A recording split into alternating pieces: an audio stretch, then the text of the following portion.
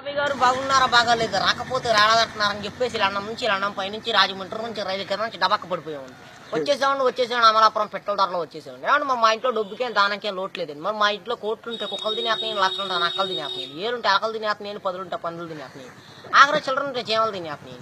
మరి మా ఇంట్లో భోజనాలు పెడతామంటే వంకాయ తింటే వంగిపోతున్నారండి, బేకాయ తింటే బీసిపోతున్నారండి, చిక్కుడే కూర తింటే చిక్కుపోతున్నారని, ములక్కాయ తింటే ముదిరిపోతున్నారండి, గోంగూర తింటే గోక్కున్నారని, పొట్లకాయ తింటే పొట్టొస్తుందని చెప్పేసి లడాసారి లడాపప్పు ఎండ్రేసి కిసనాలు పోసి పెట్టేవాళ్ళు. మరి తిన్నాక బాగానే ఉన్నారని ముగ్గురేళ్ళు మంతానికి కలుసుకున్నారండి. మరి పొద్దున్న అమెరికా వాళ్ళు వచ్చి నన్ను పాకిస్తాన్తో యుద్ధం చేయమని చెప్పి నాకు ₹6 అడ్వాన్స్ ఇచ్చారు. మరి వాళ్ళు ఇచ్చిన ₹6 అడ్వాన్స్ తీసుకుని జీడికినంత జీబ్ వేసుకొని తూటుకారంత తుపాకి తీసుకొని బయలుదేరానండి. మరి జీడికినంత జీబులో డీజిల్ అయిపోయిందని చెప్పి జీబు వెళ్ళిపోయి చెరువులో పడిపోయిందని నేను వచ్చి ఇక్కడ పడిపోయానండి. మరి మాకు ఇచ్చే మామూలు మాకు ఇచ్చేస్తే పాకిస్తాన్తో యుద్ధాన్ని బయలుదేరుతాను. మరి మీకు ఏదైనా ఫ్యాక్టరీ కావాలని చెప్పండి. గుడివాడ గుడ్లు ఫ్యాక్టరీ మాదేనండి, దుబాయ్లో దూదు ఫ్యాక్టరీ మాదేనండి, ఏలూరులో ఎలకల ఫ్యాక్టరీ మాదేని, పామర్లో పందుల ఫ్యాక్టరీ మాదేనండి. మరి మీకు ఏదైనా ఫ్యాక్టరీ కావాలంటే రీఫిల్ లేని పెన్ తెచ్చుకుంటే మొత్తం రాసి చేస్తామండి.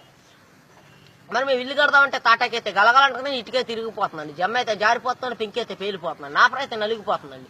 మరి అందుకని చెప్పి మా ఆఫీసులో భలే కలపలు కనిపెట్టారండి. ఏమేమి కలపాలంటే బొబ్బాస్ కలపండి, జిల్లేడు కలపండి, ఉరిగడ్డి వాసాలండి, దొంగ దోలాలండి, చీపురు పుల్ల కిటికీలండి, పైన కోడిపీట ఆపండి.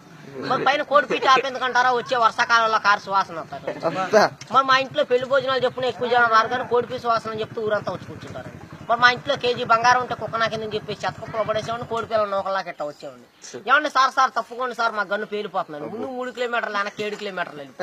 మరి ఆపు చేయమంటారు, మూసేయమంటారు. ఆపు చేస్తే 6,000 మూసేస్తే 3,000, పక్క తప్పితే 10,000. మరి మా గన్నుకు లైసెన్స్ లేదండి, కాలిస్తే కేసు లేదండి. మరి మా గన్నులో ఇప్పుడు బుల్లెట్లు పెడితే అర్ధరాత్రి 12 గంటల పేలితే